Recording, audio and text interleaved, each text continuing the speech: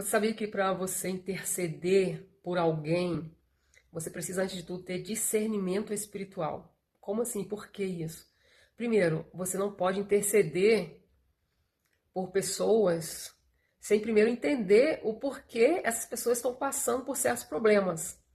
Porque muitas vezes você vai interceder por essas pessoas e o adversário vai entrar com a retaliação. E se você não tiver ali revestida de poder na brecha mesmo, ele entra e causa uma arruaça, muitas vezes na sua casa, no meio da sua família. Eu me lembro que certa vez eu apenas assim dispus no coração, ou seja, eu ainda não tinha comentado com ninguém, ainda não tinha começado a interceder. Eu pensei sim, comigo, eu preciso interceder por essa pessoa, a situação dela está ficando difícil. Ela estava se afastando da presença de Deus. Na mesma noite, Deus me mostrou em sonho que eu não tinha condição ainda de interceder por aquela pessoa. Não é que Deus não queira que a gente interceda pelas pessoas. É que antes de tudo, a gente precisa se fortalecer, a gente precisa verdadeiramente. Não podemos sair por aí orando para um, intercedendo para um e para o outro. Muitas vezes, pessoas que elas estão numa vida de pecado consciente daquilo ali.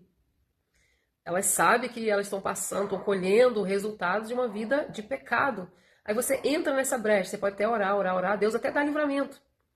Mas a pessoa vai continuar naquela vida ali.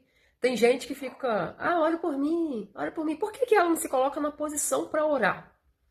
Hoje nós temos acesso ao Pai, eu posso ajoelhar aqui e orar a Deus, mas eu preciso entender que eu preciso também me arrepender, eu preciso também me dispor para uma mudança de vida, para uma transformação de vida.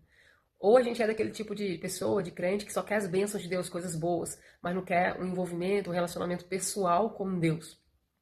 Outra situação que eu passei, eu estava recentemente voltando para Jesus.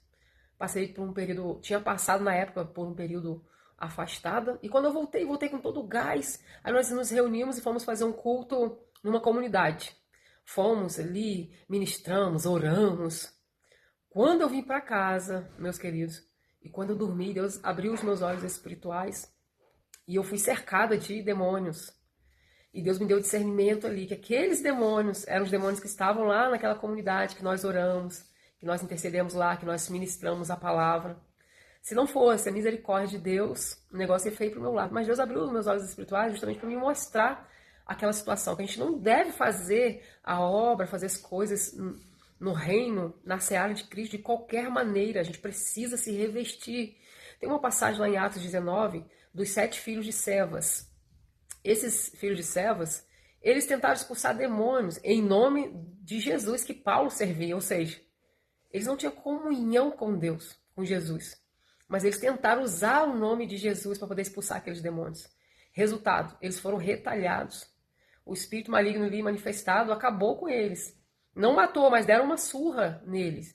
Então a gente precisa entender que a gente precisa estar fortalecido para poder interceder pelas pessoas, para fazer a obra. Não é de qualquer jeito. Não estou falando sobre uma perfeição. Precisamos ser perfeitos. Não, a gente precisa estar na brecha ali, buscando a Deus mesmo, buscando comunhão com Deus. Amém?